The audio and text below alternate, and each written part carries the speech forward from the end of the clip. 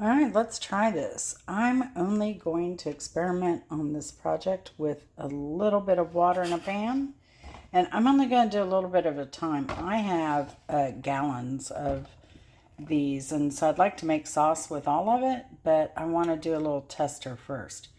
I'd also like to do a tester on broiling these frozen after they've been frozen to see how they do. I love, like, not broiled, but roasted.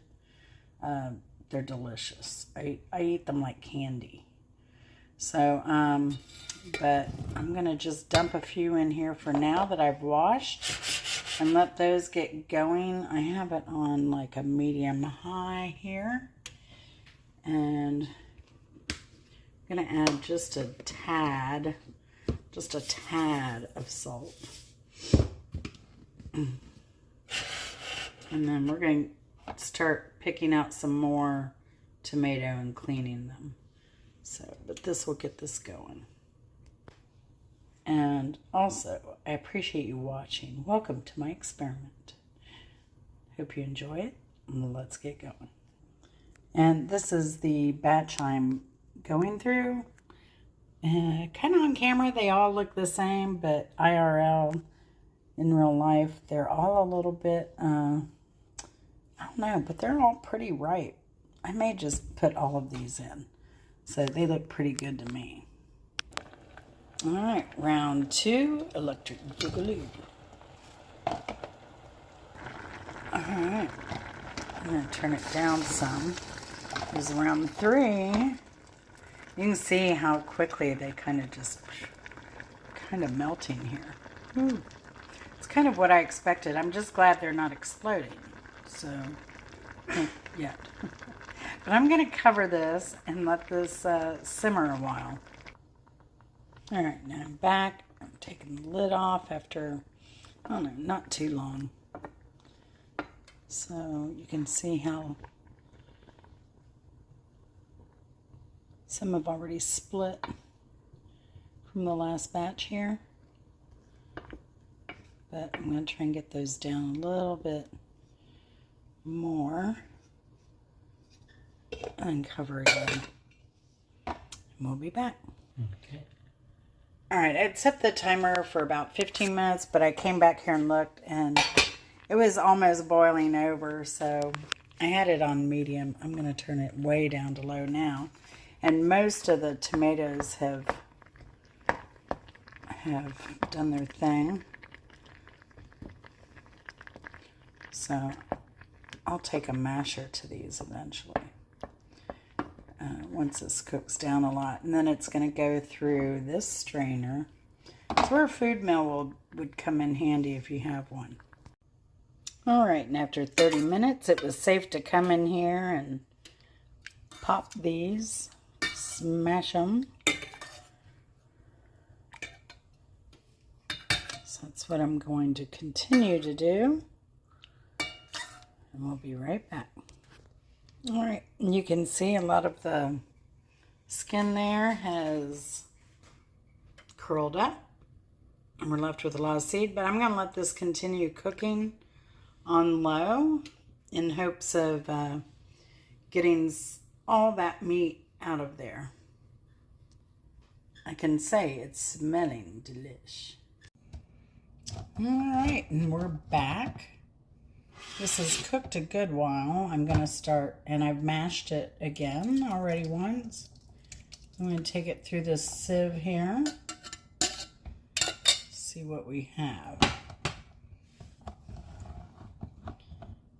You know what? This may end up being just like a tomato soup because it smells and looks lovely. So I'm just going to mash this through. Again, this is where a food mill. Oh, I forgot to have Chris look at one. He had to make a store run for me. Oh, I was out of something for my next recipe. But if you had a food mill, of course, this would be much easier. And I tell you what, my worms are the best fed worms on the block. I tell you what. They're going to have some pawpaw. They're You're going to have this delicious tomato pulp. There are going to be some happy worms. And that's the rest of that. So you can see that giant container of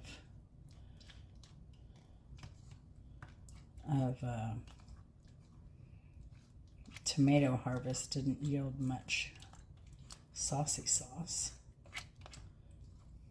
I also have a cheesecloth I could put this through, but so I only put like a little tiny bit. Now I'm gonna get a lot of this through here off camera because I know I'm gonna have a lot of pulp down here. See where I'll have some scraping to do here. So it needs a little bit more work. I'm going to work on it and we'll be back, and then I'm going to taste of it. Okay, there you have the final results. It looks like it yielded about 2 cups out of, I don't know, goodness.